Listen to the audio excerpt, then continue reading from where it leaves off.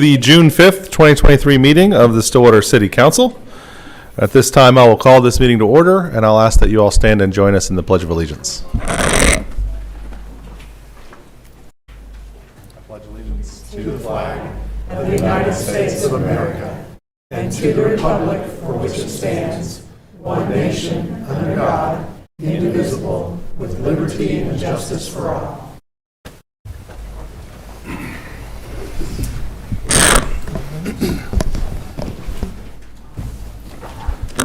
All right. Thank you for being here tonight. We're going to start off our agenda in item 3 with a launch of our new police department branding presented by Chief Jeff Watts. Good evening, Mayor, Vice Mayor, and councilors.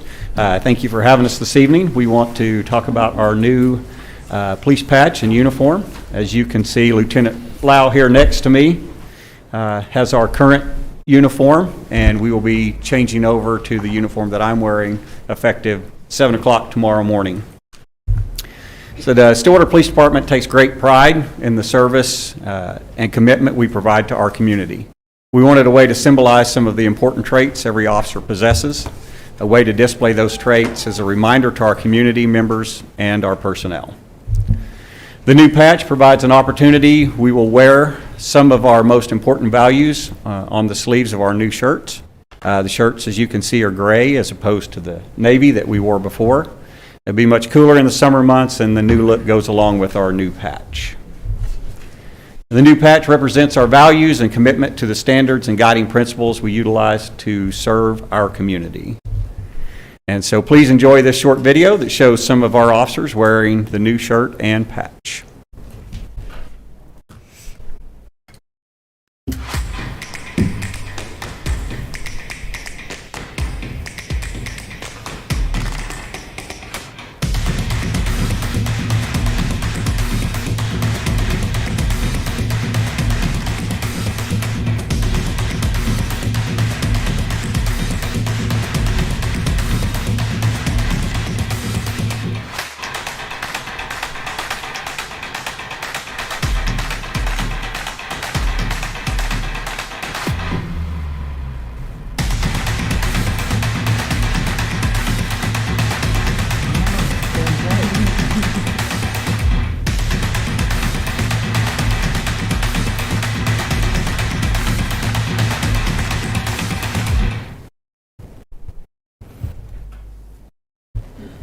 So as you can see, there's some brochures before you, and we'll go over that in just a minute, but we put together a patch brochure to talk a little bit about our patch, why we chose the design of the patch, and everything that's on the patch that kind of goes with it.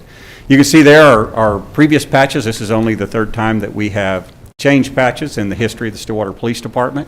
Our first patch was the one on my left from 1952 to 1979. And then we have had the current patch that Lieutenant Lau has from 1979 until today. Just to change colors, it went from brown to the navy. So our values are symbolized on this patch in the brochure that each of you have. Integrity is a huge part of law enforcement, as you all know. That's probably our number one standard that we're held to and that we hold ourselves to.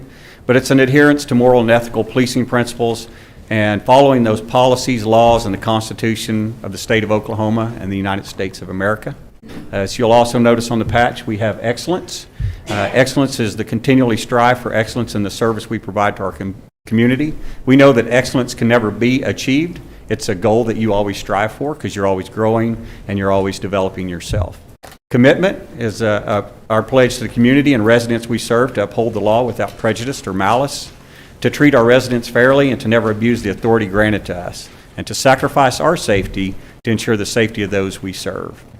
And our symbolism of some of the items on the patch itself, the state flag emblem on our patch features an Osage warrior shield, an olive branch, a calumet, or peace pipe, and crosses lying across the shield. 7 eagle feathers decorate the shield.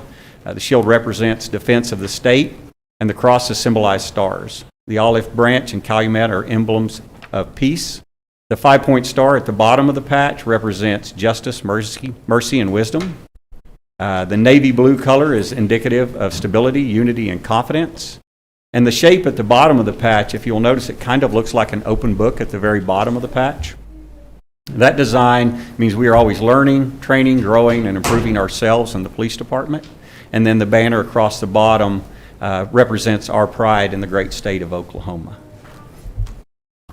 Thank you for allowing us to make this presentation. A big thank you goes out to Dawn Jones and her team. They have worked countless hours on rebranding and helping us get our patch to where we wanted it and putting together the brochures. Designers Inc., Jeff Dillon, who's a retired police officer, helped us come up with the outlay of the patch, and we filled it all in. Lieutenant Lau and Captain Perry, they've just spent countless hours on this. It looks like a small task, but it has been 2+ years in the making to get us here today. So I'll now answer any questions you might have. I saw white cars. White cars? No, we bought what was on sale for a while. And so white was what they had on the lot. We did do a vote years ago, and most of the officers wanted to stay with the black cars because the transition would just take too long. Any other questions? I would just compliment you on encapsulating all the values so well within the patch. I think it looks wonderful. Thank you, Counselor. That was one of the things that was really important to us. Our old patch has served us very well for obviously a long time, but we wanted a patch that we could always have symbolizing our values, and every day we carry that on our sleeve as a reminder. So thank you. And I think the whole uniform is just a clean, modern look, and I appreciate the work that went into creating this. Thank you, Counselor. I really value all the intention and the symbolism. I love when we go about these kind of design projects like this and we're looking at embodying the values of an organization and how it's just kind of cool that you can write the thing like the open book and all of that. It's just really neat that you were so intentional in your design and bringing in so much of. Yeah, we want a patch that's going to serve us well into the future, hopefully for another 40+ years, and we felt like this was a good patch for that. So thank you. Well done. Well, I know you, Chief, have been one of the leaders of updating this, the look, the patch, everything. We appreciate the work that you also and your team have put in to getting this done. It's been in process for a while, I know, yes, and so we appreciate all the work that's been put into it. And like everyone said, really excited about the new patch and the new uniforms. Well, thank you. Thank you all. Thank you for allowing us to present this, and thank you for, over the years, of always being supportive of us to allow us to have the funding to be able to make this changeover and to go forward and serve our community in another way and just show them how much we appreciate and care for them. Absolutely. Thank you.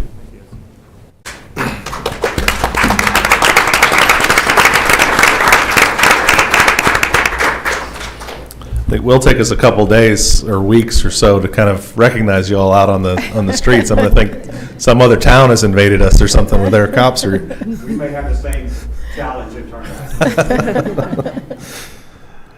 All right. Well, that takes us to item 4 on the agenda, which is our consent docket. Councilors, questions, comments, or action on the consent docket? I move to approve the consent agenda. Second. We have a motion and a second to approve consent. Please vote.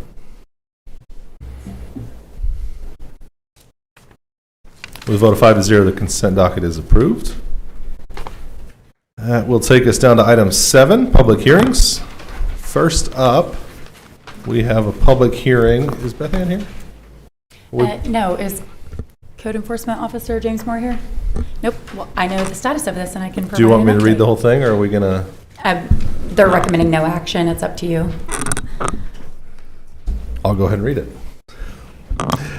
Item 7A is that pursuant to 11 OS Section 22-112 and 11 OS Section 22-112.4, Stewart's City Council will conduct a hearing to determine whether the secondary structure located at 601 West 10th Avenue,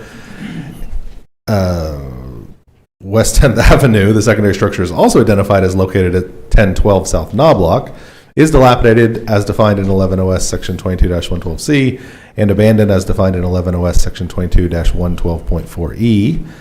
Today, here and now. At this time, the City Council would make a determination as to whether the said secondary structure is dilapidated and or abandoned as defined by the reference statutes, and whether abatement and removal of said structure will proceed. And you're recommendation is no action? Yes, I was copied on several emails today between outside counsel Beth Ann Childs and Code Enforcement Officer James Moore. The property owner has made significant progress, and they're recommending no action on this item or the corresponding resolution. So do we need to pass it for a new hearing, or do we just take no action on it Nope, just no action. now? All right. Okay, so does that suggest this issue is going away? They've made enough progress, we're not going to bring this back again because we're not postponing it? That's my understanding. All right. I drove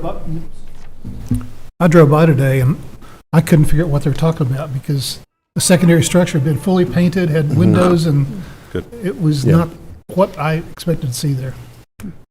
All right. We will move on to 7B. 7B is receive public comment regarding a request for a specific use permit to allow a new communication tower at property addressed as 4220 North Perkins Road. Diana Hood? Yes. All right.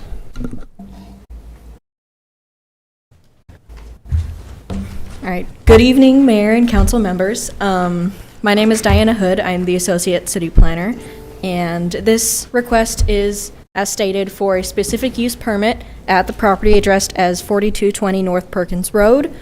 The request is to install a public safety radio communications tower. Here's an area map of the subject property. It is located on the north side of Boomer Lake.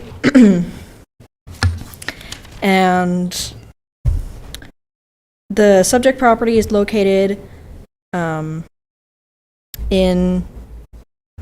it's zone public with similar zoning to the south. And general industrial zoning is located to the east, with residential small lot single family located to the north and west. This is an aerial view of the subject property. To the north, you can see is the location of Parkview Estates. To the east is USA Rare Earth, and to the west is also another residential subdivision.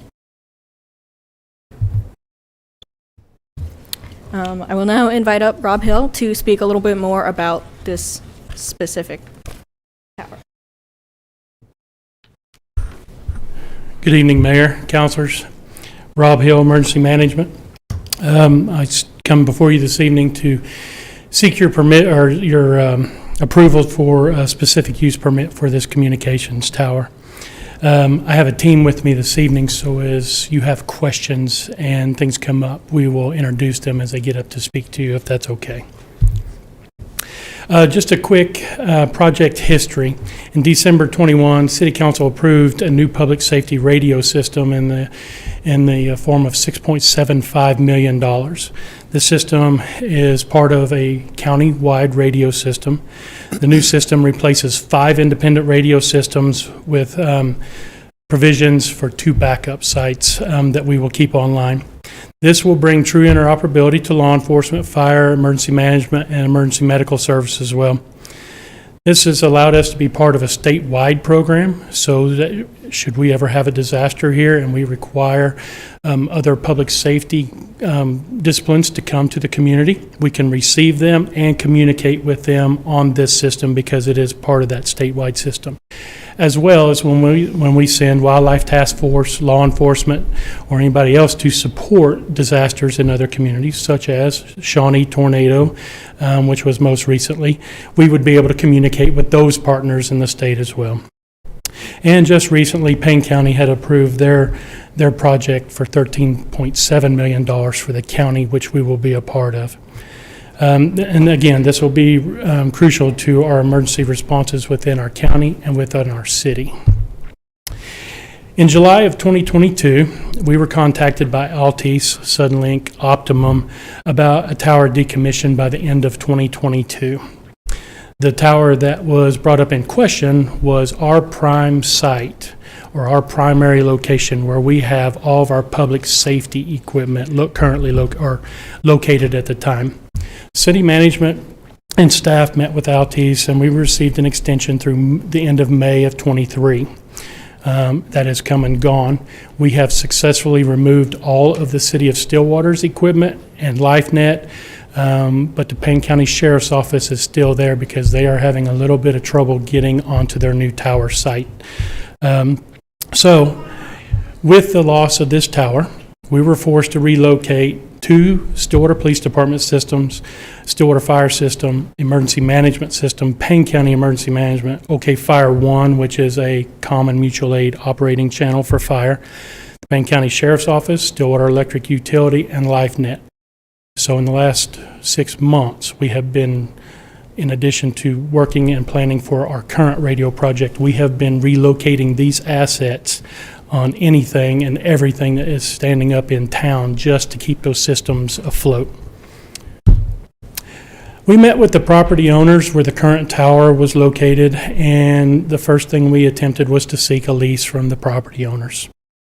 They were not interested. They wanted us to purchase the 70 acres for $5 million. We simply did not have that in the budget, and that wasn't an option, and they were not interested in any kind of a lease. They wanted to sell and sell only. So we terminated negotiations with the property owners and began to look for additional properties. Since studies had already been run on the current existing tower site, for example, propagation studies for receive and transmit, propagation from the community to the tower site and back, we tried to find a site that was close to the original. Also, FAA approval come into play, FCC approval come into play for that location. So we looked at 2 sites in North Couch. Both of those sites were in floodplain or floodway, which meant we were going to have to elevate those locations to get them out of floodplain. And then there is a very good chance that if the road surface wasn't elevated, we would be isolated from that equipment should we have a flooding event. So we looked at Couch Park in the main body. One of the things that we were afraid of was we couldn't meet code standards. We didn't have fall zones. So the 4th or 5th place that we looked, maybe even the 6th, was Hamilton Field. So where the high school stadium used to be, there's now soccer, right? So we looked at that, and we actually thought we had found a home, and it had begun some of the studies that we needed to complete, only to find out that this property is in the Land Water Conservation Fund. And for us to begin the process to remove this section of property would take us approximately 3 years, and at any given time, any form of government could deny it and send it back to start over again, which would just further delay. So with the LWCF, this was not an option for us. So just really quick, the image on the left is 1000 South Stallard. It is southeast of the Fairlawn Cemetery. That is the current tower site, the one that we have lost. And this will be coming down probably by the end of June, 1st of July, once Payne County Sheriff's Office can be relocated. The images on the right were the 2 lease agreements that we tried to seek from the property owners that we were unable to reach an agreement with. So we had to go back to the drawing board. We've got a $6.5 million project stacked, and we have no place to land with it. So we began a very, very extensive, intensive search internally, and we were able to locate one last piece of property because, as you all are aware, the city doesn't own good property. If it's floodway, if it's ugly, if it's not usable for anything, that's what we own, right? And we got very lucky that we found this last piece of property that was owned for public use. It's not park property, and it is one of the last remaining properties that we own. So, as you saw earlier in Diana's presentation at the beginning, Parkview Estates is to the north, and the proposed new guide tower is that white dot with the blue crosses on it. So, let's talk a little bit about this property. So this property currently is leased for hay at the moment. Through Mark White's Public Works Department, they lease it, and hay is collected off this property. As you can see, also in there is Kamioka Trail to the right, and then obviously Parkview. So when you go to this property and you look at this property, and staff has done this as well as the engineers and Motorola, when you look at this property, from where the tower is at, that is probably the most level piece of that property before it starts to taper off. To the north in the trees and to the south in the trees is all floodplain. So when we have a 100-year, a 500-year, or a 1,000-year event, those trees will flood. The area where the tower is not will not flood. So the property is level, which allows for the guy wires to be relatively the same length, so we don't have any that are very long on one side and very short on another, which causes issues with stability for the tower. The other thing is the proximity to the airport. So right now, we kind of have a tongue-in-cheek understanding with the FAA that where this tower is, it does not interfere with the approach to or the pattern around the airport, so that we can construct a tower that is this height. If we move to the west, then we have issues with flight path, we have issues with ground terrain. Now, recently, I visited with several people that live in the community, and they have asked us about the property due east. That property belongs to the Oklahoma Department of Transportation. That was property that we owned before, and we traded when we built the Stillwater Energy Center. That property has grown up. It's in trees, it's in tall grass, and it belongs to another entity. So when we look at that property, we would be taking out a lease agreement that we could potentially be losing should they ever decide to develop there, build there, construct there. We might be in the same position later if they decided. We looked at other properties surrounding the Energy Center. We were asked about that. Those properties are already under a lease agreement for future expansion by other entities, other groups, right? So we have looked at every property that has been asked of us to determine, will it work? Here we can meet code. Here the ground is level. We own this property. We can make it so that we can have access to this property. Yes, it is south of Parkview Estates. I'll tell you what, I'm going to pause for just a second, because I've thrown a lot of information at you, and see if you have any questions of me or the team before we continue. Thank you, Rob. Counselors, any questions at this point? You indicated that the fall zone works in this area. It does, If sir. a tower were to fall toward the nearest home, how far away from that home will it be? So code says 800 feet, and 800 feet just gets into the last 2 or 3 houses, right there on that corner. I don't know how to describe it to you, but close to Kamioka Trail. That's 800 feet. The tower is 420 feet to the top. But because of the concern and because of the close proximity to the houses, to industrial sub, that's to the south and east, we had Harmony, who is with Intertech, who is the design company. We worked with her and our project manager to make sure that this tower is a zero fall tower, so it will collapse upon itself and fall within 100 feet of the base of the tower. Okay. So it wouldn't be inclined to fall as a tree kind of in a timber mode. It would just kind of collapse upon itself. Like a building imploding? Yes, sir. Okay. Yes. Go ahead. Okay, so with all that being said, we come to the public hearing side. So Diana will get up, or you can just announce. As questions arise, the team that I have here with me this evening, we will introduce them as they get up and speak to answer to any questions that you might have or address any concerns that may come up, and we'll just introduce them at that time. Before you step down, can we Yes, sir. clarify something that you and I talked about earlier today? Yes, sir? This is not a cell tower. No, sir. This is a radio and microwave tower. Explain the difference and why that's important. Okay, so I actually learned this afternoon in great detail, and we actually have the professionals that can speak more in depth, but let me give you the Rob Hill understanding. This is not a 5G LTE tower. This is designed for radio waves and for microwave.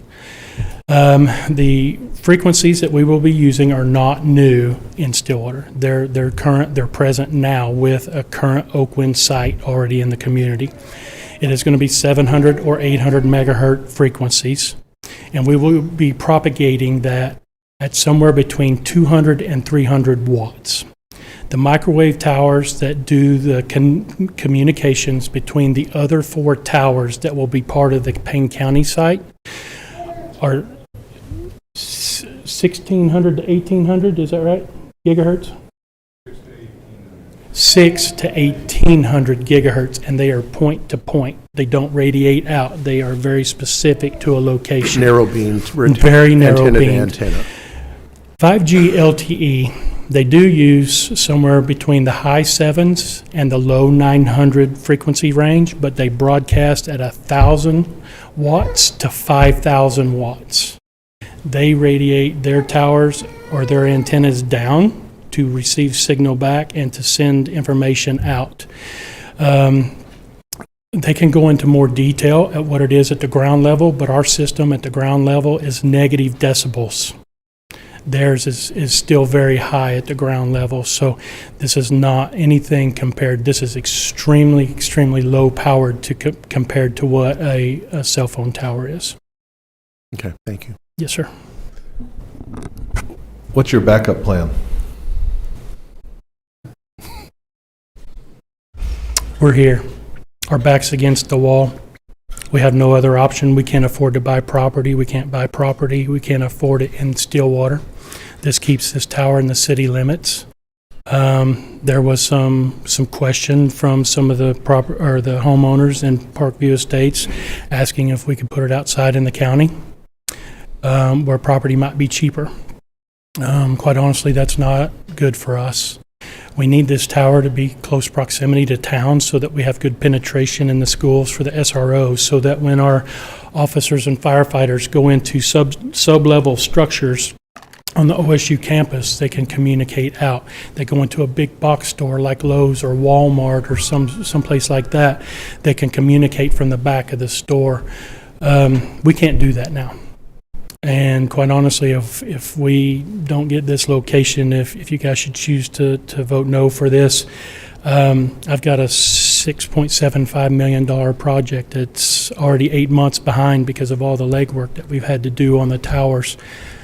I don't know what our next move is, quite honestly. We've exhausted almost every resource. I'm telling you, we've got equipment on top of water towers all over town. We've begged, borrowed, and steal. We've had to go back to Boomer Lake Station just to get Stillwater Fire's tactical channel up, just to keep Payne County Emergency Management up. And as you know, that building's in disarray, and we've got some of our most prime equipment in those locations where we're afraid that the rats are going to chew through the cables and the power cords because we can't protect it. All right. Well, I appreciate that answer. Yes, sir. Thank you, Rob. At this time, I will open the public hearing. I do have several folks signed up to speak. I'll just remind you, I'll call you up. If you can come up and introduce yourself, provide us with your address for the record. You will have 5 minutes. This is a public hearing, so you'll have 5 minutes to speak. Don't feel like you have to take all 5 minutes if you choose not to. If someone else has already given the information that you also wanted to give, feel free to tell us that you agree with that person. But otherwise, we'll go ahead and get started with our public hearing. First up, I have Doris Al-Haraki. Mayor Joyce, for the record, I'll just state that we do have good notice for this public Thank hearing. you. Hi, yes, my name is Doris Al-Haraki. I live at 314 East Rogers Drive in Parkview Estates. I am the HOA president. I have lived in Parkview Estates for almost 40 years. My house faces directly where you walk out my front door, you're going to see that tower. I hope you'll listen to some of my talking points today that we have discussed among the homeowners. First of all, on the original public hearing, it had the incorrect location of where this tower was going to be put. So none of us attended. We thought, oh, it's going to be at like Perkins and McElroy in front of the hotel over there because the wrong location was put on this map. Actually, it was, sorry, not that map. It was the first map. It was in the wrong location. I don't have a copy of it because I tore it up and threw it in the trash. I didn't think it was any concern of mine. The second one, My concern here is that, yes, the property is listed as 4220 North Perkins Road, which is this right here. They're planning on putting a driveway, a road to get to this tower off of East Rogers Drive, right in front of my house. It will run right next to Kamioke Trail. We have a beautiful open field there that attracts all kinds of wildlife and bees, and just really helps sustain the ponds. That's going to be just terrible to watch that tower be placed there. But it'll be right next to Kamioke Trail, which we paid for to have that installed so that all of the people in Parkview could walk from there to Boomer Lake. And now we're going to be looking at this terrible tower. I'm going to get some of my other talking points. I heard him say about the FAA. That's great. We're confused why this tower is approved by the FAA when we can't even fly a drone in our neighborhood. So I don't know how they got that permission when we can't even do a drone to take a picture of our neighborhood because the FAA won't let us. Also, the mention of the strong winds, the tower falling over. Yes, I get it's 420 feet. And it's designed to break in half and fall within the parameters. What if it doesn't? What if it lands on somebody's house? What if pieces of it land on my house or the neighbor across? This is directly across the street from at least 20 houses. And then there's about 20 houses that will back up to this property. So it's a real concern with our safety there. Also, of course, there again, it does obstruct our beautiful neighborhood. Looking out our doors, we're going to see this big tower now. Let's see. I'm trying to think what else I was going to say too. We wondered too about the 100-mile-per-hour winds. Whenever he was, I don't remember where he went, but anyway, when he was talking about the winds and saying 100 miles per hour, it's designed to stand up to that wind strength. Oklahoma, we get much stronger winds than 100-mile-per-hour winds daily. So, we're thinking, okay, so 100-mile-per-hour winds, and it's going to break in half, hopefully, or not.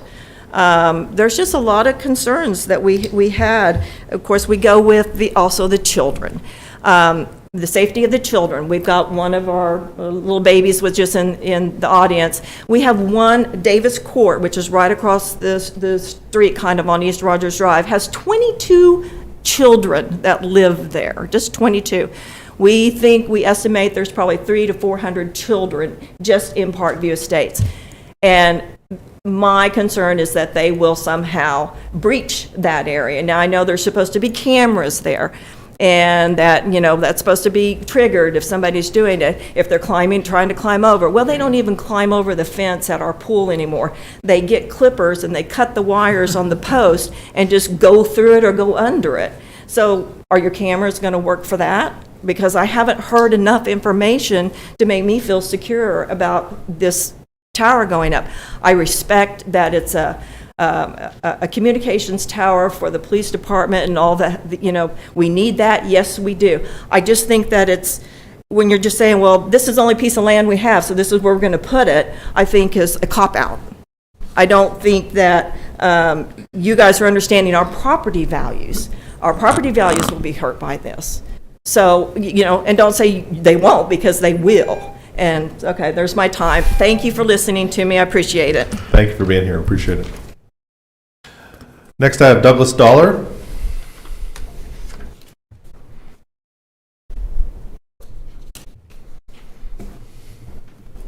Douglas Dollar, 219 East Greenvale Court. Lived there almost 40 years now. Beautiful place we've been to. I don't really have much to say. I certainly understand the importance of needing this tower for the purposes for it. A lot is said better than I can say it, and my daughter's going to follow me. All I would say as I look at each one of you, wherever you live, would you want a tower like this right next to your house? Would you vote for it if it was going to be right next to your house, like it is for many people out there? Thank you. Thank you, sir. Catherine Dollar.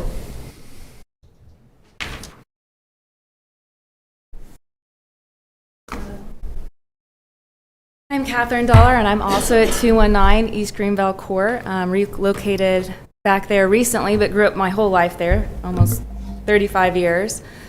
What a predicament to be in, because the tower, I mean, you've done so much work and so much research, and it's needed. But I have to agree with others that this is not the spot. I walk that trail almost daily, and the houses, I don't even know how they'll fit it there. I mean, if you actually walk this trail like I have, and you see where they're planning to put it, even if that tower collapses on itself, I don't see how it won't hit the houses right lining up to that trail. And one family that they wish they could be here tonight, they have 3 children, all under the ages of 8, playing right outside there, and they pass me and they pet my dog. I talked to some the college students at the gym I go to, and I was like, yeah, they're going to be putting this out there. And they're like, I thought that was protected land. Isn't that a bird sanctuary? Isn't that where, the bird sanctuary is? And isn't that where, I mean, we pass there, we ride our bikes there. That's where we pass the deer and the bees. All that's going to be disrupted. I'm like, I know. It's an important tower. I hope they can find another place for it, because I just don't see why it should be here. So all I ask is see what else we can do to help them get the tower they need, but not here where it's a danger to our property values, our health, our safety, and the wildlife there. So thank you very much. Thank you. Kellen Hughes. Oh. Is she in the hallway? You want to grab her? I can.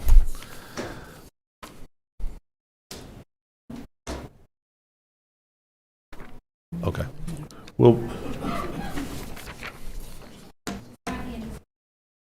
All right. Connie Stouter. Before you start my time, I have a question to ask. I heard you say 15 minutes for a public hearing? 5 minutes. 5 minutes per person, Yes. but what was the 15 minutes about? Are you asking me? Yes. Oh, I'm sorry, I don't know what you're referring to. Oh, well, I thought you said you wanted to clarify something, so I didn't understand. She said there was good notice for the hearing, so we have to provide public notice that this hearing will happen. Okay. And she was just clarifying that we Now did. then, may I ask one other question, and it not be on my time? I didn't understand when Mr. Hill was talking about the agreement with the FAA. I just heard what I heard was we just kind of have an agreement with the FAA. So I would like to know what the agreement is with the FAA, if I may ask that. We'll add that as your public comment. Go ahead and start your public comment, and then we'll address questions. All right. We'll try to address the questions. Oh, you need my that you name, have. don't you? My name is Connie Stouter. I live at 318 East Rogers. I live about 4 houses down from the trailhead, from the Kamioka Trails. In the interest of full disclosure, I do live next door to Miss Al Haraki. I have several issues with this proposed 400-foot communication tower. As Doris said, there's concern over the notice. I still have concern over the notice because it is still being said that it's located on North Perkins Road, which it is not. It is not. It needs to have notice that it is going to be located on East Rogers, because East Rogers Drive is going to be the entrance to this property where the tower is proposed. So I think that it's a little disingenuous to put that the property is going to be located on or right off of North Perkins Road, when in fact it is not. It is going to be located off of East Rogers Drive. And like Doris, I threw away my notices because I thought that didn't concern me. And then when I found out it did, I was even more upset about it. I realize that over the years, the city has spent a lot of money probably on the Kamioka Trails. I don't know why it's not considered a park. It should be considered a linear park, and the surrounding area should be considered part of the park. It's a lovely walking trail. Everybody has agreed with that. Even the Planning and Zoning Committee agreed with that and indicated, one of the members indicated that, it's a shame that they're going to put something like that on that open space. Do you have to do an environmental impact study on that? And if so, I'd like to know what was done, and if not, I'd like to know why not. Because as was noted, there's a lot of wildlife that goes through there, deer. There's probably lots of critters like possums and raccoons that we might not care about, but there are. It is a lot of nature there, and I think when you disrupt it, you're going to disrupt the environment around it. That empty field that they're looking at putting it there is a very attractive field. It's open. I have seen people playing with their dogs out there, throwing frisbees, people walking down the trail. It's a beautiful location to look at. That's part of the trail. That is part of the park of the trail. And I realize the trail is not a park, but it should be considered like a park.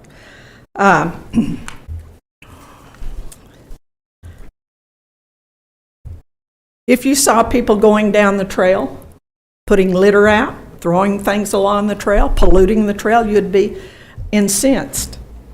That's a little about the way we feel about this tower in that field. We're a little incensed that it's going to be polluting that area.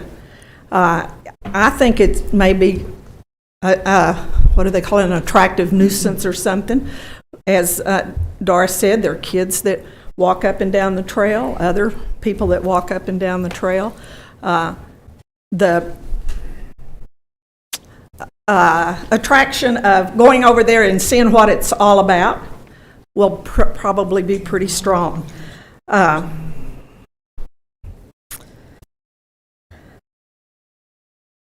And I guess lastly, somebody asked if this was in your neighborhood, would you want it? The people walking on the trail are going to have to look at it forever. The people living in Parkview Estates will only have to look at it for the rest of their life. And I'm not sure that that's something I really want to do. I moved here 3 years ago. Parkview was a lovely neighborhood, had the trail, the lovely empty field back there, and a very attractive place to come and live. And I think, as Doris said, it's going to have an impact on our neighborhood and an impact on our property values. And in closing, I just respectfully ask that you continue to look for a more appropriate place for this. I am assuming the city has the power of eminent domain, and finding a piece of property should not be that difficult. Thank you. And I want to say, I appreciate Mr. Hill. I met with him, and he was very kind and considerate and with all his information. Thank you, Ms. Stoddard. The only other person I have signed up is Kellen Hughes. I want to double check with her.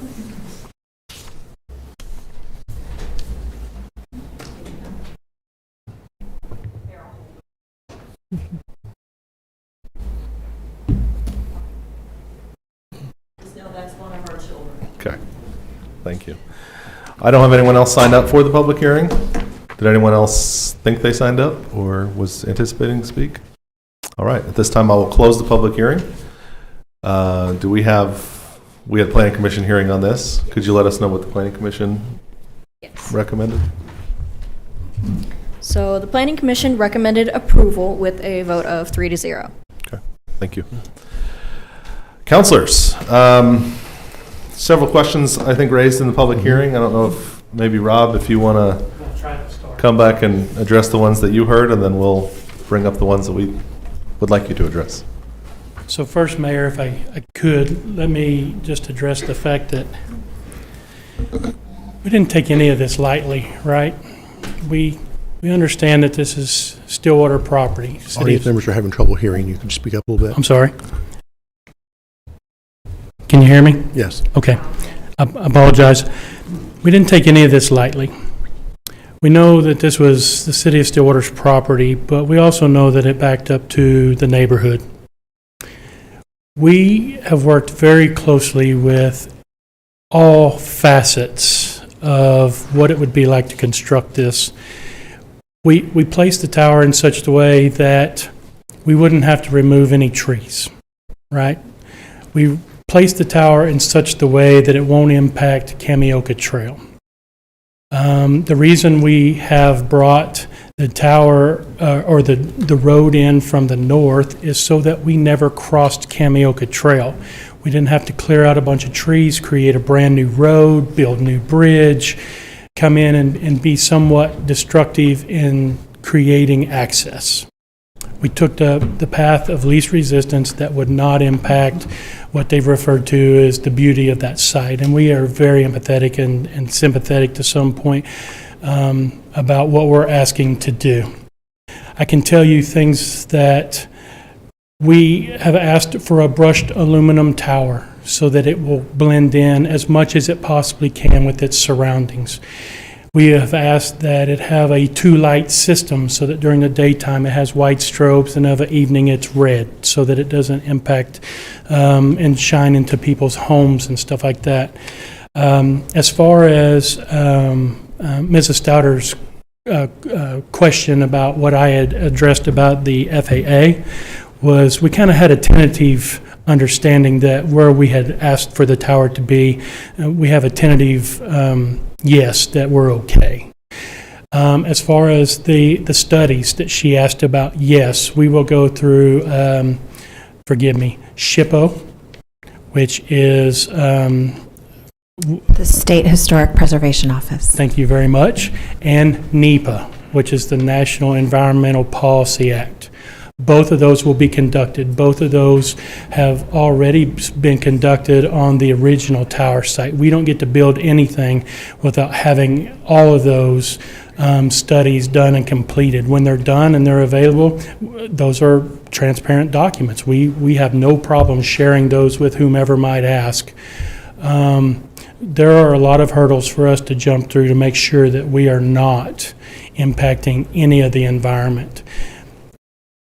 I honestly don't know what else we can possibly do at this point with this property to provide the radio communications that we need.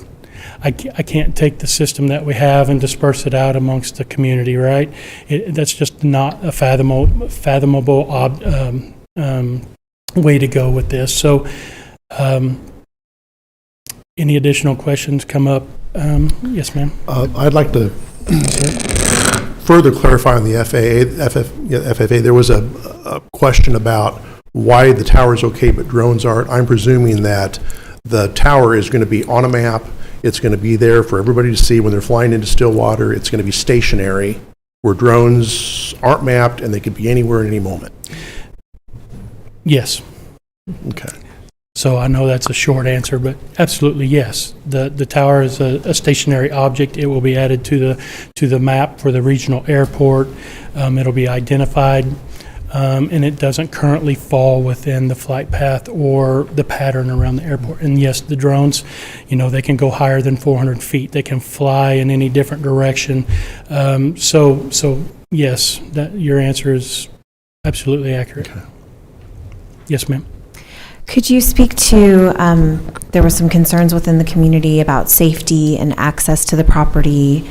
Can you speak to how the property would be protected or fenced or restricted? Yeah, so let's just start on the drive. So the drive will have a very modest gate, right? Our plan is to match the neighborhood. So there'll be a gate at the front of the property. It'll be paved until we get to the back of the properties, and then we will turn to a gravel rock solution that will come down to a hammerhead to the compound of where the tower will be. The fence is 8 or 10 feet tall, chain link. multiple gates that will be padlocked or chained. There will be either barbed wire or concertina wire across the top to prevent people from coming across the top, as well as each one of the guy sections. This tower will have a homeland security interest, if you will, because of what it provides to our community. So the cameras that will be on board will be cameras that will record 24 hours a day, 7 days a week, motion sensing and everything else. Should somebody come up to the property, it will notify that somebody's there, right? And we currently have that on the Suddenlink Tower as well, cameras that we can see. The doors, any of the doors that are opened, will notify us that somebody is called an intrusion alarm. An intrusion alarm will go off and we'll be notified that the door has been opened. Very much like what we have on the current water towers now. If you go inside that compound and open a door or tamper with anything, the alarm goes off. So that's currently our proposed avenue. Is it something that we have had challenges with on existing towers? Is there often issues with? So the current tower is located at 1000 South Stallard, and there's a lot of Habitat for Humanity homes there that were built and constructed, and that neighborhood over the past several years has really grown in population. Not to the extent of Parkview Estates by any means, but there are a lot of little kids there. And to date, we have not had one issue from children. We've had issues with adults, but not with the equipment at the property, just circumventing the exterior fence of the property and walking across the property. And when we get those notices, law enforcement is sent to deal with those situations.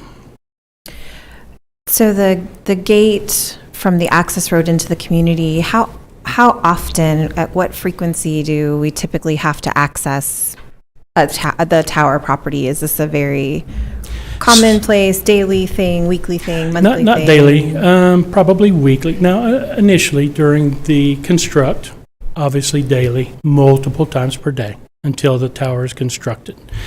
Then once the tower is constructed, we'll have technicians and engineers in and out as they adjust things, make settings, run diagnostics, and get us to where we're ready to go live with the system. Then when we go live, there will be a few visits per week, but in the routine, we typically send an employee out to a tower site to check them once a week. A, because we can look on the cameras and see. But B, we want to make sure that when the generator runs, that it is running on the time schedule that it's supposed to, that everything works, the transfer switch works, the equipment's good, the heat and air unit is cooling as it should, and so forth. So, we have a big investment in this, and we want to make sure those functions are working properly.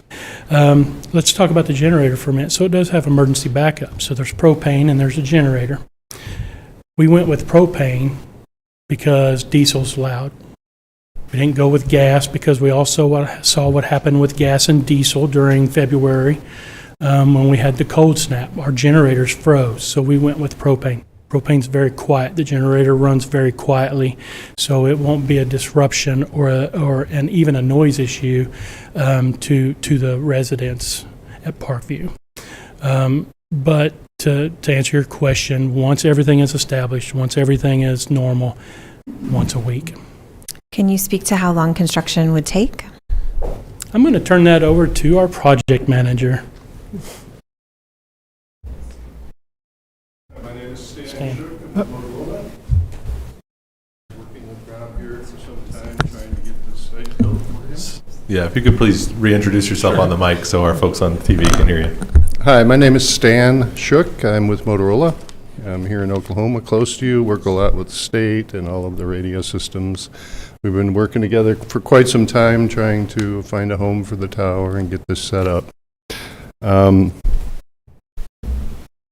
So we have been in this project for almost a year now, which is why we're really happy that you've heard us today and we're trying to move it forward. The actual build of the tower itself, once we have all the materials, is about 2 to 3 months. Okay. Okay, it's not a long draw. Most of it is waiting for the equipment, right? Tower typically goes up within 3 weeks. Then we'll have a shelter on the property. That comes in on a truck and sits down, and that's, that pretty much builds the site. So 2 to 3 months is probably the best bet, or best guess. Yeah. Okay, while you're here, let's talk about 100-mile-per-hour winds. Is this gusts sustained? How much safety factor is built in above 100 miles per hour? Give us the rundown on that. Yeah, I might lean on my engineer for that, but it is based on a 100-mile wind with, I believe, a half-inch ice. Okay, so we put the load of the ice on the tower, and then it's up to 90 miles per hour. We know in Oklahoma that nothing will save us from a tornado. Okay, so could you build it for 200, 300 mile per hour? Probably could build it, but it would be cost prohibitive, right? So we feel that that's a normal position, right? So again, is this a gust? Is this sustained 100 mile per hour? What does that number mean? Yeah. Do I know? No. Oh, that's attorney or Chuck?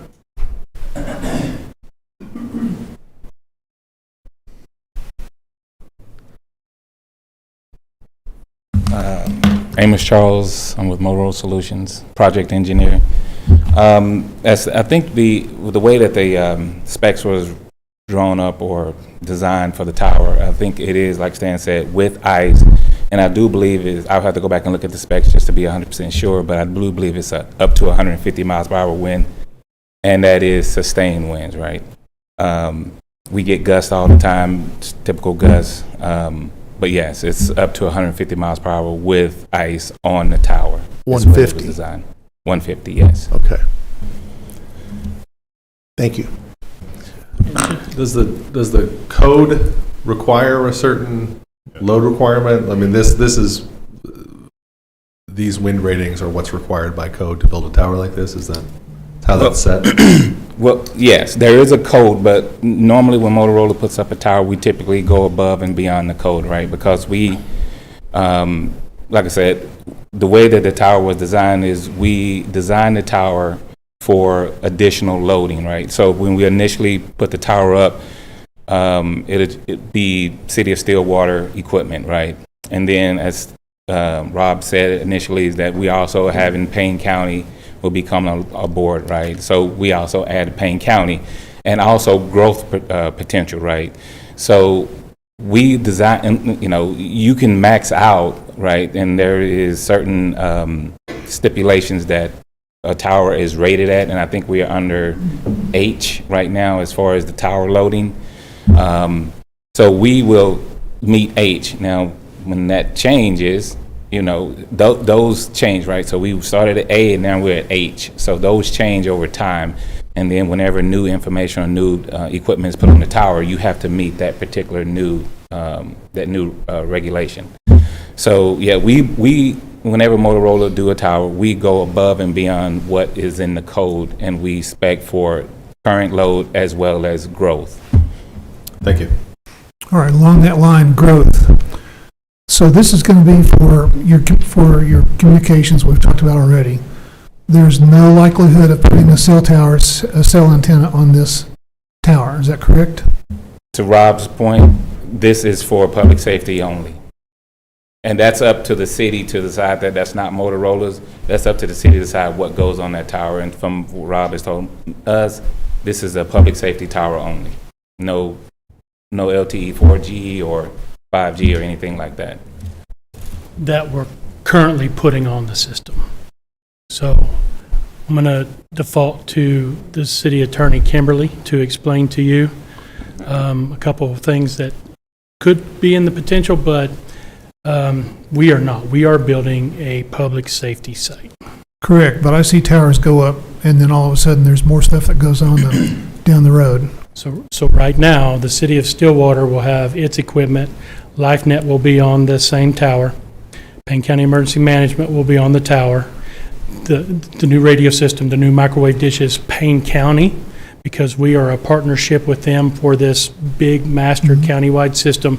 They will have dishes on the tower that will supply their towers as well, and that's it. Okay. Would you like me to comment on that? Please.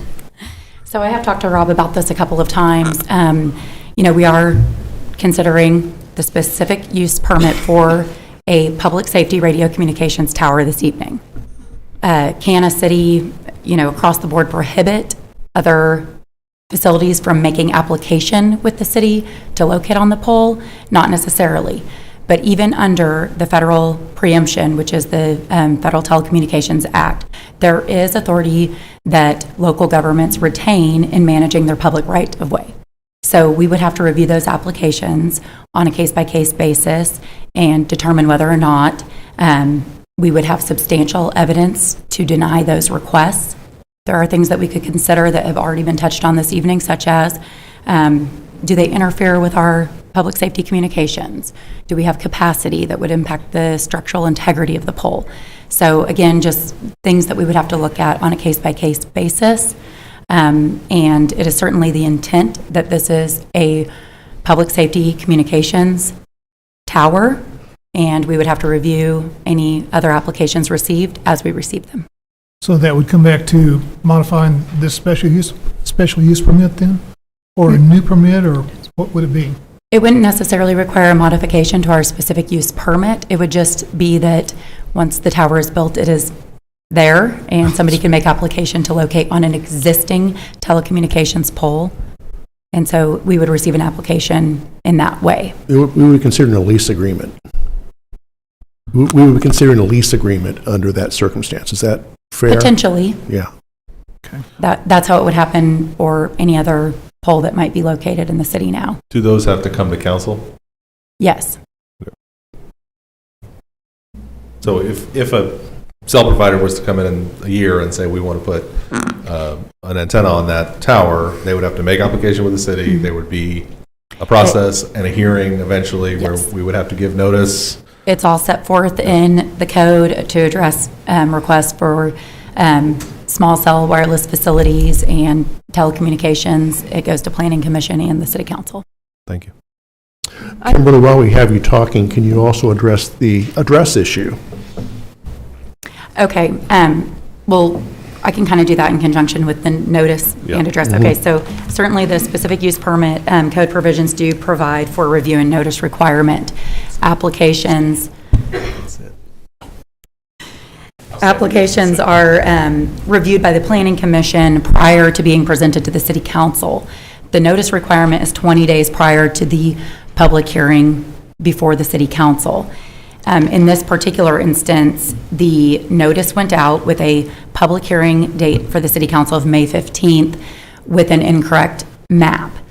When it was identified, it was referred to our office for review. At that time, we published and sent out to the 300-foot buffer radius of affected property owners a corrected notice with a new public hearing date of this evening and the new map, so that we would still have proper notice before the public hearing. What 300-foot radius of what? The subject property, so it's a 300-foot radius excluding public rights-of-way of the exterior boundary of the subject property. The required notices are to provide the legal description of the subject property and an address if available, also to be included as a map so that it can clearly convey the location of the subject property. In this instance, an address was provided, a complete legal description, and a map. To anybody within 300 feet of those property lines? Of the perimeter. Excluding right-of-way, the exterior boundary of the legal description provided to the county assessor's office. They provide a certificate of ownership and provide a list of the property owners based on the current year's tax roll of ownership within that 300-foot described legal. They submit a certified mailing list, which the Development Services Department utilizes to mail notices and publish a notice. So it's not based on the address on Perkins Road of 300 feet from that address. It's based on 300 feet from like that north property line and that east property line or west property line? So the entire parcel boundary, not... the whole. And sorry. Yeah, it's, Yeah. it's from the whole, all of this area, hash marked in pink, Yeah. is the property described in the legal description, and Uh-huh. that's from where the county assessor's office. So I'm sorry to harp on it, but 300 feet from any edge of that property line is notified. Yes. Because the property itself is bigger than 300 feet, right? Right, So, I mean, exactly. you're not- So that's why we specifically did it for the entire hash marked area, Uh-huh. because if we only did it for 300 feet from where they're proposing to put the tower, There'd be hardly nobody anybody in. would get an actual notice. That's why we Okay. did the whole property. But we sent out notice to everybody within 300 feet of the outside property line of that. That's correct. Okay. Now, I understand that some people in the audience don't feel like that's correct. You gotta remember that Parkview Estates owns Greenbelt property, so everybody in Parkview Estates should have received notice because this affects our Greenbelt properties. I understand. Thank you. Mr. Hill, one more question. Yes, sir. So I've received some comments by email from citizens, as I assume the rest of the councilors have, about the power that's being radiated. Yes, sir. We talked about it a little bit, but let's go back and compare this to a cell phone tower, and they provided some issues of radiation and health issues with radiation from a cell phone tower. This is not a cell phone tower, but let's talk about the power radiated between the two. How are they different? I was going to ask you while you had your head one of the Sorry, I engineers told up. him to sit down. That's okay. That's okay.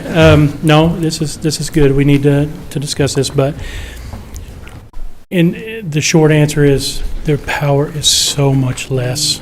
If we're talking small percentages, but I'm gonna let Amos tell you in more detail. So yeah, the power is a lot greater for cell phone as it is for AM and FM radios, right? AM radios, FM radios put out 50,000 watts of power. Cell phones, towers, I think he mentioned it puts out about 1,000 to 115, 1.15, something like that. But we are at 200 to 300 watts radiating out of our antenna that's going to be 400 foot at the top of the tower at 400 feet, right? By the time it gets to the housing location, right, that's going to drop down to very small wattage, picos and nanos watt size, very negative watt size, right? It's what you will see at the housing. It's just that our radios are able to hear or see that signal versus, being able to feel it or hear it or whatever you think you may get. But it's just not the same as, as an FM radio or AM radio or a cell phone tower, right? We can signal out and we will be around the city, right? Our area is, I think the city, if I'm not mistaken, from what I remember, is like 693 square miles. We are radiating around that city, and that's about it, right? Anything beyond that, I'm just saying specifically for this particular tower, right? If you get to the county-wide system, yes, it'll be further because you have more sites placed all over the county. But just for what we are calling the Boomer Lake Tower, it's just going to radiate around the city area. And our ERP, our effective radiated power out of the antenna, is going to be around 200 watts, no more than 300. And like I said, it's minuscule compared to FM radio or AM radio or cell towers. So is this something, is there research that indicates that this can cause harm to people? I mean, I think that's the bottom line of the concerns I heard in emails. No, to my knowledge, there is nothing that says that, RF radios of this magnitude cause, cancer or other harmful issues. Actually, Counselor, there are arguments on both sides. Okay. And unfortunately, both arguments make very good arguments. And it's who you choose to believe. I will tell you that the tower that we are proposing in this location is 420 foot tall. The water tower at Tower Park is putting out more than what this site is right now. And it's on top of the water tower that looks like much like a golf ball. And how tall is it? I think the structure is 125 feet, and I think we have a 25-foot tall antenna on it. So you're under 200 feet there versus 400, Yes, sir. 400 feet. Okay. Yes, sir. I just had a few more. Go ahead. Is the property current, so it's publicly owned property, it's zoned publicly owned. Do we have any fencing or is there any restricted access to the property currently? I think there is a fence along that ODOT piece of property that you see sectioned out right here in this image. That's in that, just to the east of that, kind of that little panhandle, if you will, to the east. I think there may be a fence there, but I don't know of any other fences other than around maybe rare earth separating that, the industrial substation that's in here, and then the factory that's sitting there. Where's the industrial substation on that map? It's actually covered up in the green, or in the pink, shadowing, just above National Standard. Yeah, okay, by the panhandle. Yes, so that is the access road that ODOT provided us to get to Airport Industrial, or, Industrial Sub. So that sub is right there, just, right there where the two intersections meet of the panhandle and the block. Thank you. So, I don't know if you can't see my mouse on the screen, I apologize. So I understand this is a relatively tall tower and mitigating the aesthetic impacts of this would be very challenging. But is there anything at the ground level that might mitigate or screen the trail or the users of the trail or additional screening to the neighborhood, whether it's the access road or around the tower, that might mitigate kind of the view shed effect of this? So we have had some conversation internally, but we haven't got this far in the project because we were trying to seek the specific use permit first. Yeah.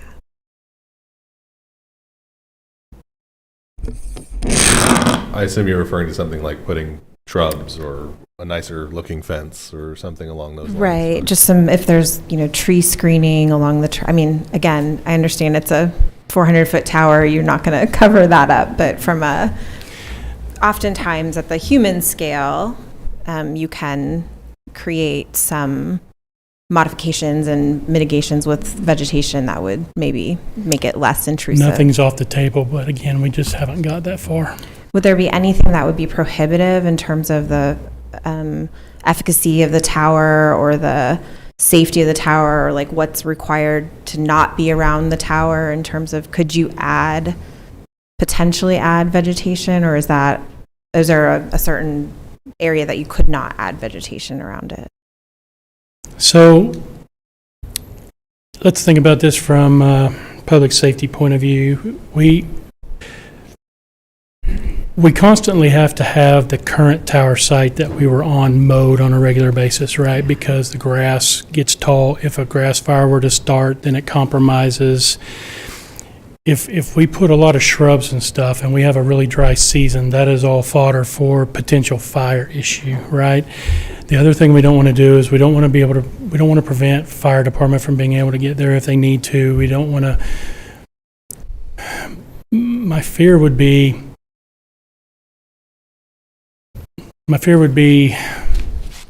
what it looks like in a few years, right? If we put all this in and who maintains it, who takes care of it, who trims it, so forth.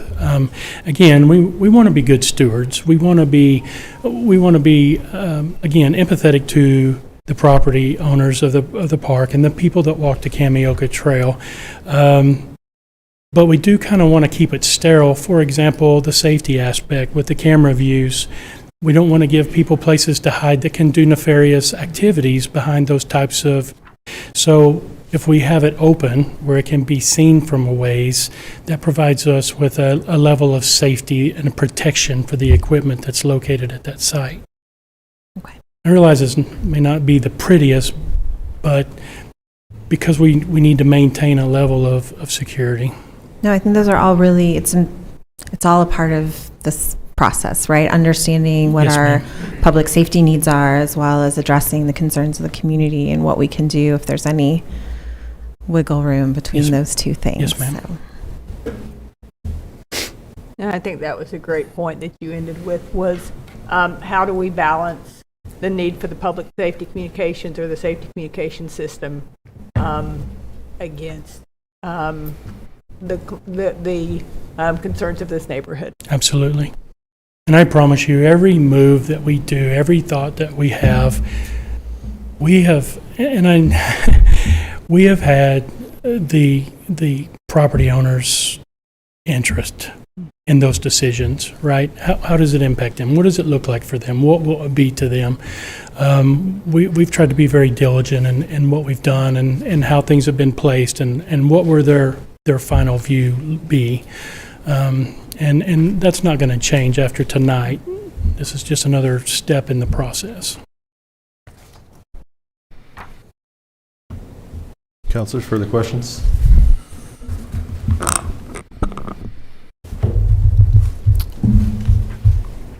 I have a comment.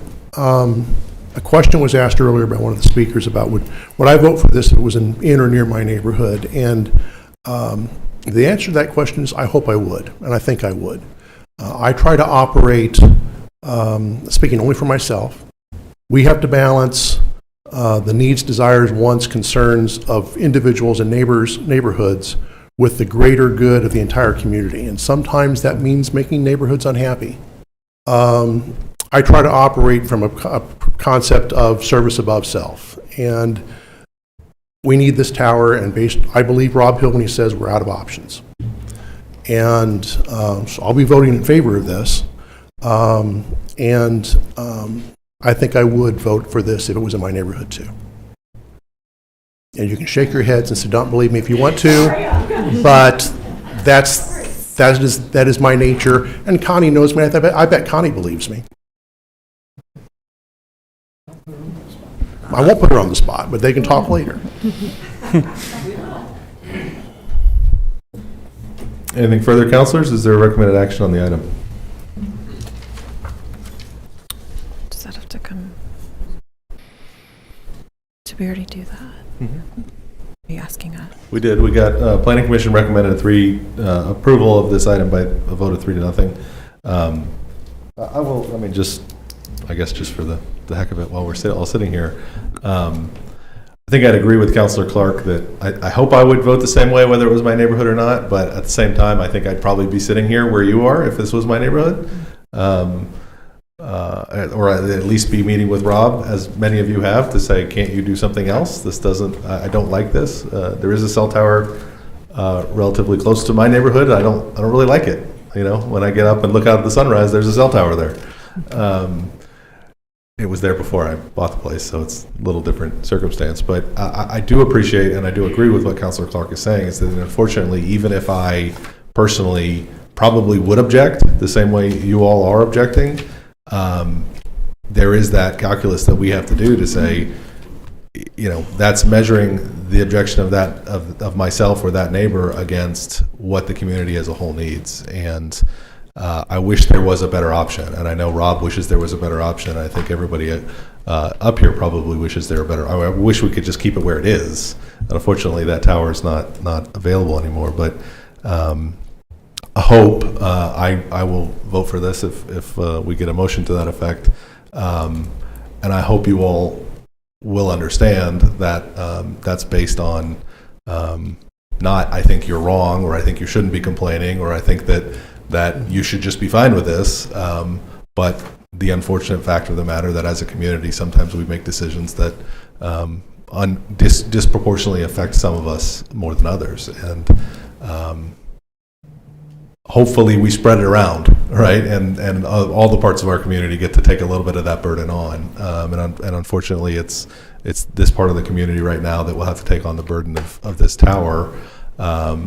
That may, if we vote for it, and that is unfortunate. But it is an unfortunate reality of living in a community. And not an issue that Parkview did not receive a proper notice? Well, I do, my understanding from council, that the notice was proper, and so I don't think we can't debate that right now. Anyway, further comment, councilors, or is there a motion on the item?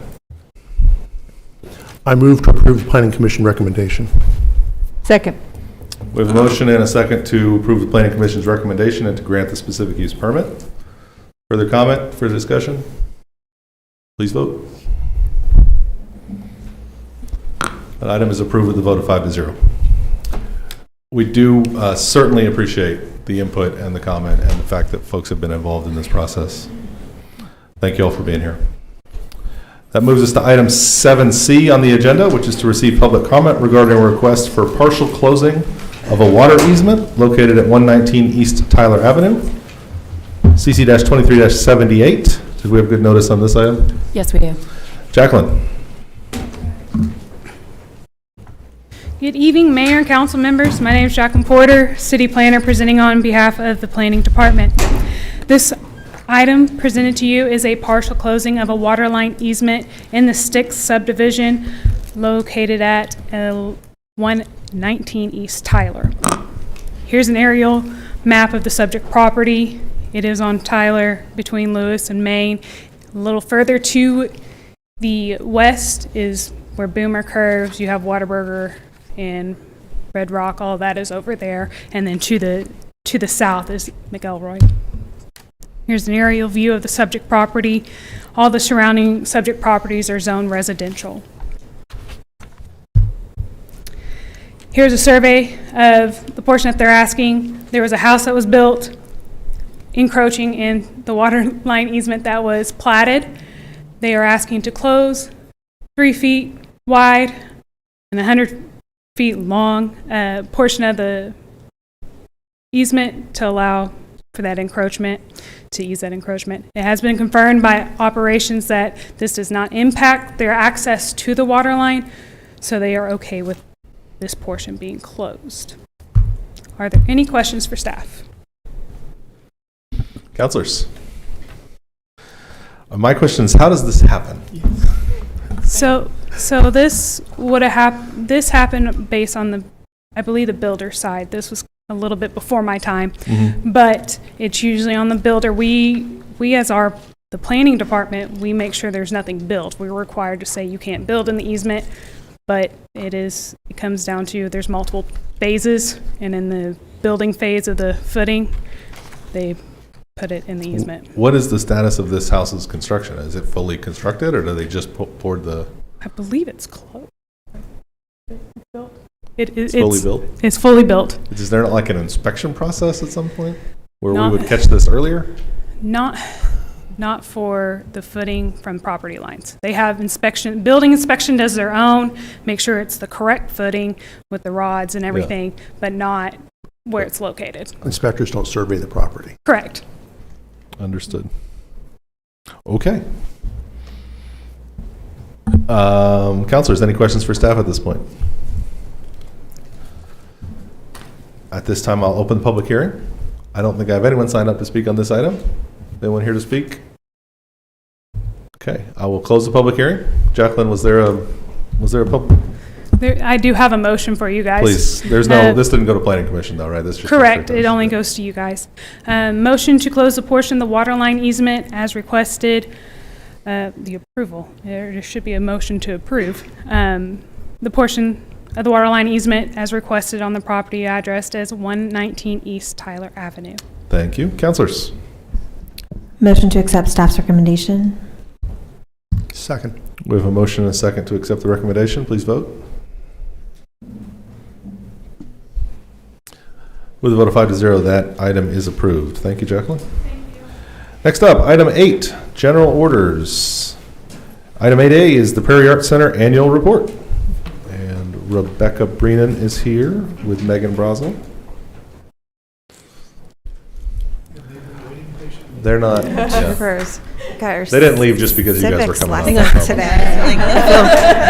I feel very well informed about my community. I feel like I should come to these more often. I think you should. I'm Rebecca Breenan, and that's actually Brienen, so it was misspelled in the announcements. That does happen to some of us. Well, we don't have proper notice of you being here, so I think you have to go. Anyway, I'm so happy to be here tonight, not because I feel very, very well informed. We don't have any snappy videos like the police department did, so I really had video envy during that portion. In any event, I'm the director of the Prairie Arts Center. I've been a resident of Stillwater since 2013.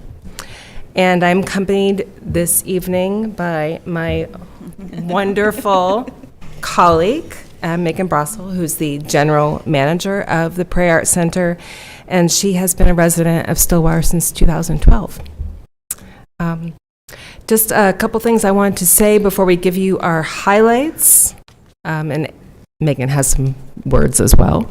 I just wanted to say that I can't believe it's been 6 years. I don't know where the time has gone,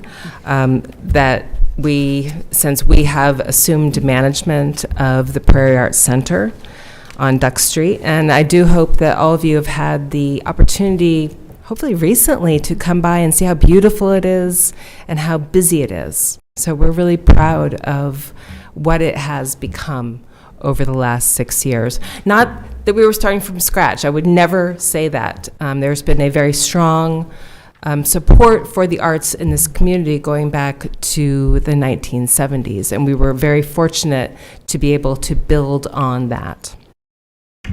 I'm really grateful to the city for the use and the maintenance of our beautiful building, purpose-built for the arts, which is something I think we as Stillwater residents should be very proud of.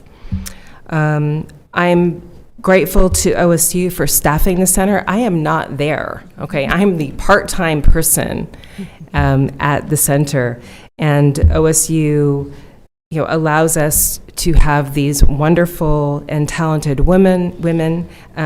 Megan Brossel, who's right here with me, Missy Kaiser out there in the audience, Jen Johnson, who couldn't be with us this evening. I'm also grateful to OSU because they've made resources available, new equipment, renovations, among other things. But I did want to say I'm especially grateful to the people of this community, to our members, to our patrons, to our working artists, to everyone who comes into the center just to drop by and look around the art shop, buy some used art supplies, buy from our very talented artists at our artist pop-ups. The OSU faculty members, the members of the employees of the city of Stillwater, all of whom support and continue to support Prairie Arts, really making it our community, a community resource, but really our art center for the city of Stillwater. So we just wanted to give you a couple of highlights from the last year. I gave you a very large report, which I'm sure all of you read very diligently, among many other reports that you have to read. But Megan's going to take over, and now I'm going to chime in here and there to give additional information as needed. I think I'm clicking on the right thing. I'm not sure. Okay. Yep, there it is. Let me just make sure it's the right. We all know who we are. There it is. Okay. Nope, this is the old report. Okay. Okay, well. Sorry about that, folks. I did mistakenly send last year's report, and I immediately sent this year's report, but I apologize. I'll send it out to everybody. But I very rarely get to say. We do have the new.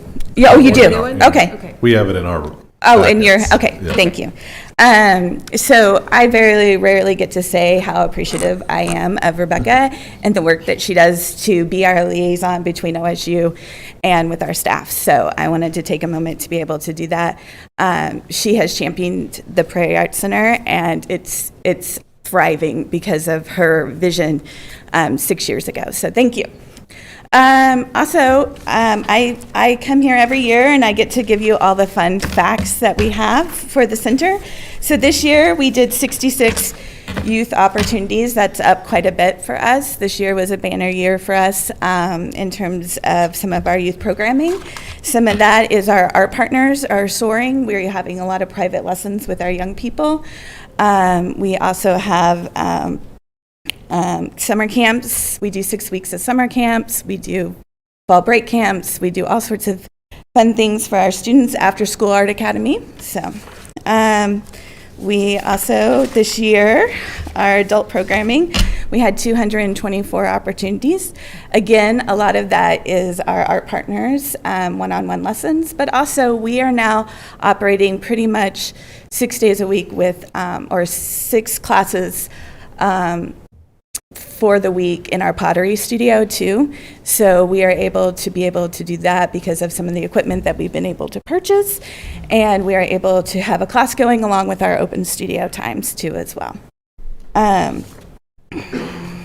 We used, speaking of our pottery studio, we used 6,300 pounds of clay. I would like to acknowledge the people who also, we buy our clay a lot of times, but we also have 2 gentlemen in our studio who, what we refer to as reclaim clay. And so they reprocess a lot of what we put in big buckets, and they take it and they turn it into stuff that we can still make things with. So 6,300 pounds of clay was used this year. As you all are aware, and with your blessing, we were able to host the Stillwater Arts Festival. That was a huge accomplishment for us. We were very proud of what we were able to do. With that, we were able to work with the city, with our partners, which is you all, in making that festival right out front the Prairie Arts Center, and it was really cool to see 42 artists outside, and then all the people who were coming inside. To experience what we refer to as I Made Art, which was a collaboration that we worked on with our Stillwater Public School elementary schools. We hung 2,000 pieces of artwork in the center. It was a very immersive experience. It was really cool. It was up for about 2 months. And so that was neat to see outside members and our artists coming inside and experiencing what our young people can do too as well. And I just wanted to say that we collaborate as frequently as possible with the Stillwater Public Schools, and we also support all of those school tours that come to the OSU Museum of Art. They do their art viewing, and then they do their art making over at the Prairie Arts Center. And then one of the big accomplishments too this year was that we were able to put up a new mural at Chris Simon Plaza, which we're very excited about. The building Sunshine, which is up through all the rain, so it seems like our work worked. And that was done by an OSU freshman, and we plan to continue and hopefully be able to include more artwork next spring as well with that program. A couple more just fun facts for you guys. I wish I had a picture to show you, but we for the Stillwater Arts Festival, our community made about 125 bowls themselves to let us sell, and we raku fired those bowls. We did 110 raku fires in 2 days, which is pretty remarkable. Can you explain what that means? Because I saw it in the report and had no clue what raku firing was. Raku firing, and Tim might have to tell me if I get it wrong, but raku firing is where we take a bowl that's been bisque fired, so it's only gone through one stage, and so it's hardened, and we put it in a kiln. And if you ask me what that temperature is, I cannot tell you. I'm so sorry, but it's very hot, and it basically turns the vessel bright red or orange. And then we put that vessel, we take it out of the kiln, and we put it into a trash can with either leaves or paper shreddings or something along those lines that will catch fire, and we cover it up so that we remove the oxygen from it. And because we put glaze on top of that pot before we did all of these things, it turns it to a metallic color. It is not food safe, but it is great for planting things, putting something or having a little dish for yourself. And it's just a really cool process that you get to experience kind of all at once, because we did the back end of making the bowl and so forth. So I'm glad I asked. Thank you. Yeah, it's a cool, it's really fun. It's They're really fun. also perfect for mantle too, I know, because I bought several and they're on my mantle. I gotta say, it's just pottery magic is what it is. There you go. Pottery is wonderful, and it's really our most active studio. It is. And I will say that the Oklahoma City Arts Festival does something very similar and has been doing like that for about 30 years. So it was really great for us to be able to let people experience that here. One of the other cool facts is that we have 210 members this year and growing. We do a calendar year, so that number is always growing for us. And then we have 10 working artists using our studio space, which is really amazing because they are solely using this Prairie Arts Center to create their artwork that they're using. They don't have a designated space at home. There's lots of different reasons why they would do that. But I should know that's not like a formal artist in residency program. They don't have a dedicated space that they have at all times. It's a shared space, so the center is still open to the community entirely. Yes. So, and Flood the Streets? Oh, yes, and Flood the Streets. This year, we did 120 pieces, I believe. You might want to explain. Flood the Streets, we get donations from the community and from our local artists, and we go out into the streets all over Stillwater, and we distribute that artwork for people to be able to find it. So this year we did 120, and we've been doing this program for about 5 years. So about 600 pieces in. So those are our fun facts. And we're happy to answer any questions should you have any. In your report, you indicated that you were going to put some increased effort around communicating opportunities for certain classes of individuals to have free membership. I'll let you do that right now. Right. And that's something that I would really like us to work on, that we, OSU staff and faculty and students all have free membership, but that's also a benefit for the City of Stillwater employees. Mm-hmm. So I do want us to ramp up that message and get that word out.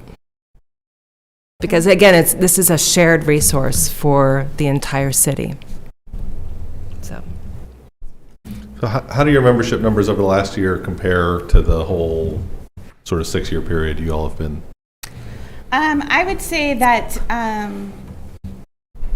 we are right on track from where we were last year about this time. We're probably about 30 more this year than we were last year. I would say that this year was the first year that I truly felt like there was a moment in 2019 where we could really feel a lot of momentum for ourselves. We had some programming that we felt very like was taking root.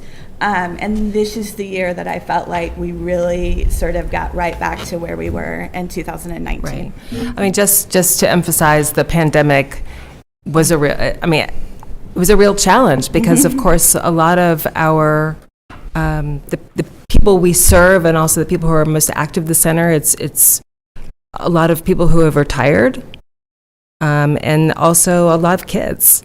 And so those two groups, being more vulnerable, just were less active at the center during that period. And we're really very, very excited to be getting back to those over 200 numbers. Mm-hmm. So I would also say I think this is such a great example of an OSU city partnership that has been very successful. And while I am the least artistic person on the face of the earth, I love art, and I love the fact that this helps bring art to our community, and that it gives opportunities not just for kids but also adults to participate in workshops and classes. And I thought the Stillwater Arts Festival was fabulous this year. That's one of my favorite things. And I donated a great deal of money to make purchases at the Stillwater Arts Festival this year. So I did too. I thought it was fantastic, and even the pop-up shops you all do throughout the year. I just again think y'all have done a great job of providing those types of opportunities for the artists, and then also bringing art to the community. So thank you for that. Well, and I would like to say that when we first started, we did something similar that the previous people had done, which was we had a consignment area for artists to sell locally. That did not necessarily work as well in terms of just the logistics of trying to do that. So those pop-ups and those things that we are doing with the Arts Festival, that is our way of making sure that we're still taking care of our artists. And I will say with those pop-ups, they get 100% of what they make versus if they were in a consignment store, consignment area, that it would be a lot less. Right. So. A consignment would be 30 to 50% of the total proceeds would go back, not to the artists, but to the center, yeah. to the center. And now there's the art shop, which that money does go back into the art center. So. Mm-hmm. Well, I'll just echo that I think this is a fantastic, one of our best examples of OSU city collaboration. This is not this is a joint investment. OSU invests in this center as well. This is not something where we're paying the university to run this for us. This is something the university is investing resources in helping to provide these opportunities for our community. So it's a true partnership on that level that we're both providing resources to make sure this is successful. And I think that's a sometimes misunderstood, can be sometimes around the community, and I'm really thankful that we're able to continue to provide these kinds of services in this collaborative and cooperative environment, because I'm not sure we could do it otherwise, and that's it's really valuable. So thank you for the work you're doing. All right. Thank you. Thanks again. Thank you all for being here.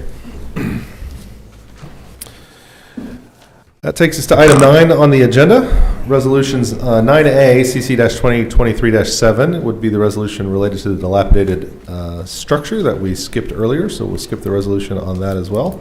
And we'll jump to 9B, Resolution CC-2023-16. This is a resolution of the Story City Council prohibiting the flying of unmanned aircraft systems during certain public events on July 4th, 2023.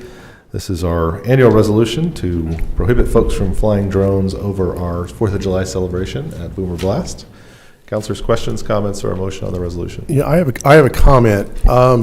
I've been communicating with the city attorney today because this is locking in on July 4th, and it wouldn't be unprecedented for there to be a delay because of weather or some other reason. And Kimberly has drafted a proposed amendment that I would like to introduce as part of the motion. Yes, to address Councilor Clark's concern, we could add an amendment to the last sentence of the resolution. So it would read, now therefore be it resolved that pursuant to ordinance number 3351 codified at section 16-110 of the Stillwater City Code, the flying of UAS over the area identified in attachment A hereto is hereby prohibited on July 4th, 2023 between the hours of 4 p.m. and 12 a.m., provided, however, that should the Boomer Blast event be rescheduled to a different date due to weather or otherwise, then said prohibition shall apply on that date. I think that's a great amendment. Good catch, Councilor Clark. Would you like to make a motion to that effect? I would like to move that we approve Resolution CC 2023-16 as amended. Second. We have a motion. 2370. 2023-16. Isn't that what I said? Got it. Yep. Sorry. That's correct. Yes. Okay. All right. Thank you. Sorry. We have a motion and a second to adopt the resolution with the amendments read by the city attorney. Please vote. It's approved with a vote of 5-0. Item 9C is Resolution CC-2023-17, a resolution regarding commitment of leverage for the Oklahoma Department of Commerce Community Development Block Grant 2023 Small Cities Program and approving the associated budget amendments. Shelley Krantz. Good evening, Councilor. Shelley Krantz, Grants Manager. On April 3rd, 2023, Council held the public hearing regarding the 2023 Community Development Block Grant application. We took citizen input and project suggestions. At the end of the hearing, Council selected the new fire suppression system project for the Stillwater Public Library for the FY23 CDBG Small Cities application. Fraser Fire LLC has prepared a certified project cost estimate, which is necessary for the application. prepared that for us, and the amount is $445,000. Staff is recommending that we accept the final grant allocation of $222,500 from the U.S. Housing and Urban Development through the Oklahoma Department of Commerce, and then approve the budget amendment, which would be a 1-to-1 match allocation of funds of $222,500 from the city from the grant match contingency in the general fund. Does anyone have any questions? Counselors? Any action on the item? Okay, we have a motion to accept the final grant allocation, approve the budget amendment appropriating the $222,500 in matching funds from the grant match contingency in the general fund, and authorize the mayor and staff to sign appropriate grant application documents. Thank you, Shelley. Counselors? Are we adopting a resolution? Yes, this would be, yeah, well, So I we're guess not the accepting for recommendation. I guess the staff's recommendation is to adopt the resolution, which calls for all that. Yes. Sorry. No, sorry. I'm with you. Motion to adopt resolution CC-2023-17. Second. We have a motion and a second to adopt the resolution. Please vote. With a vote of 5-0, the resolution is adopted. Item 10 is ordinances on first read. Ordinance 3523, an ordinance closing a portion of the 16-foot water easement of Lot 3, Block 2, The Sticks, in addition to the city of Stillwater, Payne County, Oklahoma, near property addressed as 1990 East Tyler Avenue. This is from earlier this evening. Councilors. Mayor Joyce, Yes. I'd like to request that we pass this to the meeting on the 12th so that I can correct the item. Thank you. We can pass that. We'll wait to hear that next week. Item 11, reports from the officers and boards. Ms. Carnley. Request for an executive session pursuant to 25 OS Section 307B2 to discuss labor negotiations with Fraternal Order of Police Lodge Number 102. Request for an executive session pursuant to 25 OS 307B2 to discuss labor negotiations with the International Association of Firefighters Local Number 2095. And request for an executive session pursuant to 25 OS 307B4 involving confidential communication between the city council and city attorney concerning Groshong versus City of Stillwater, Payne County District Court Case Number CJ-2020-455. It is the opinion of the city attorney that disclosure of this matter will seriously impair the ability of the city council to process the claim or conduct a pending investigation, litigation, or proceeding in the public interest. Thank you, Kimberly. Mr. Moore. Yes, Mayor. In your first interim city manager appearance here at the Horseshoe. Okay, What I'm ready. announcements do you have for us? All right, if you've had difficulty making utility or rent payments as a result of COVID-19, the City of Stillwater may be able to help. These are federal grant funds designated to assist our residents who have experienced financial challenges as a result of COVID-19. As with all funding, there is a shelf life and we must utilize these funds before the end of August 2023. So just a couple more months. For more information, go online to stillwater.org/COVID help or call 405-742-8220. Thank you, Brady. Your microphone works well. Coming in hot at the first meeting. I was like, it was loud. Hey, gotta be heard. That's good. We have more problems with the microphones not being used well enough. Vice Mayor. Yes, save the date and celebrate Independence Day with Stillwater's Boomer Blast I feel like I have to talk loud now, Brady. Yes. With Stillwater's Boomer Blast Fireworks Show on Tuesday, July 4th at Boomer Lake Park. Enjoy area vendors and food trucks and before the fireworks show begins at 9:30 p.m. Vehicles are not allowed inside Boomer Lake Park during the event, but free parking will be available at Stillwater High School Stadium and Cimarron Plaza. The city will continue to share event details on social media and online at stillwater.org/boomerblast. Excellent. Looking forward to it. Councilor Hawkins. I have a teacher voice, so I can talk loud too. Stillwater Community United will be celebrating Juneteenth at Southern Woods Park this Saturday, June 17th from 11 a.m.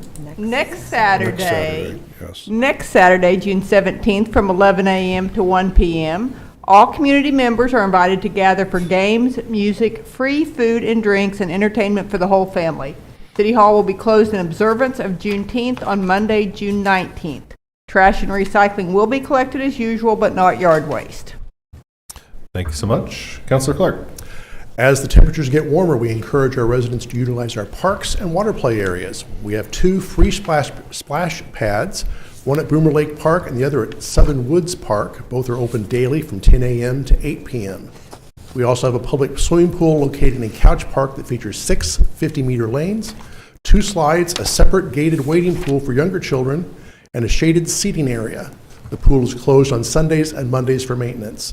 Please remember when using our parks and play areas to take all of your personal items home with you, use the trash cans located in the parks, and help keep our community spaces beautiful for everyone. Excellent reminder. Thank you. Councilor Harden. Let's try that again. Save the dates, June 16 and 17 for Stillwater's first Dancing Turtle Interactive Celebration of the Arts at the Stillwater Community Center and in the downtown area.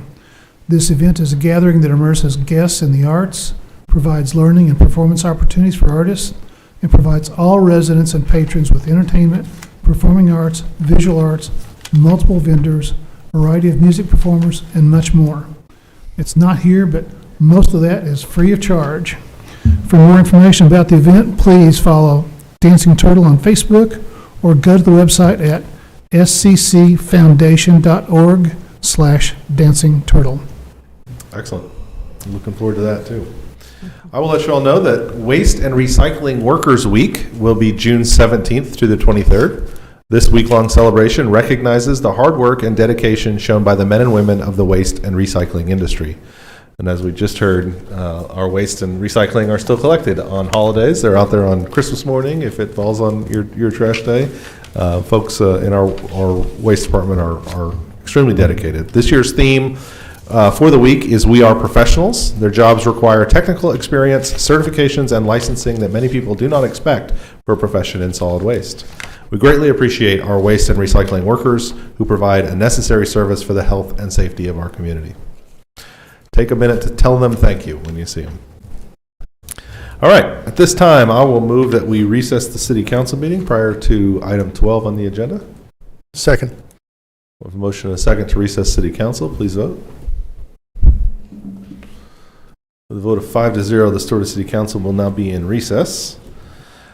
And at this time, I will call to order the Stillwater Utilities Authority meeting for June 5th, 2023.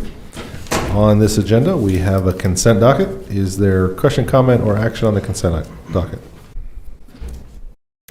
Motion to approve the consent docket. Second. We have a motion and a second to approve consent. Please vote. With a vote of 5-0, the consent docket is approved. Any reports from the officers of the board? Is there a motion to adjourn? Motion to adjourn. Second. We have a motion and a second to adjourn the SUA. Please vote. With a vote of 5-0, the Stillwater Utilities Authority is now adjourned. And at this time, I will reconvene the Stillwater City Council meeting. We are at item 12 on the agenda. Is there a motion to enter an executive session for the reasons requested by the city attorney? So moved. Second. A motion and a second. Please vote. I'm sorry. I'm moving fast. Okay. Yeah. With a vote of 5-0, the Stillwater City Council will now enter an executive session.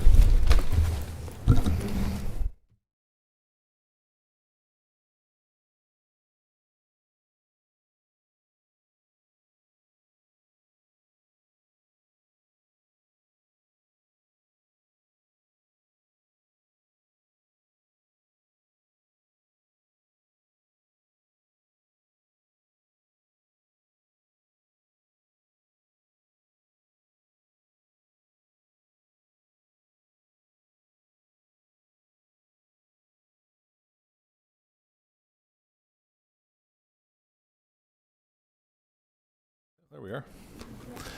All right, I think we're back. Counselors, is there a motion to reconvene in regular session? Motion. Go ahead. Motion to reconvene. Second. We have a motion and a second to reconvene Stillwater City Council in regular session. Please vote. With a vote of 5-0, we're back in regular session. On the first item from executive session, Possible action regarding labor negotiations with Fraternal Order of Police Lodge Number 102. Is there a motion? Motion to authorize staff to proceed with FOP negotiations as discussed. are we on, I'm sorry, that was the FOP one? Yes. Yeah, okay. Sorry. We have a motion to proceed as discussed Second. and a second. Please vote.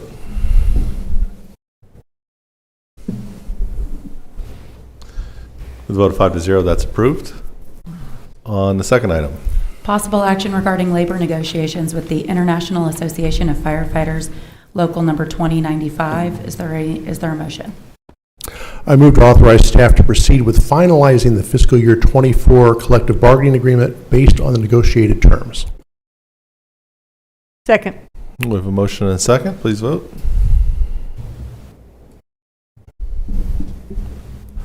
With a vote of 5-0, that item is approved. And on the third item of executive session, Possible action regarding pending litigation concerning Sandra Groshong versus City of Stillwater, Payne County District Court Case Number CJ 2020-455. Is there a motion?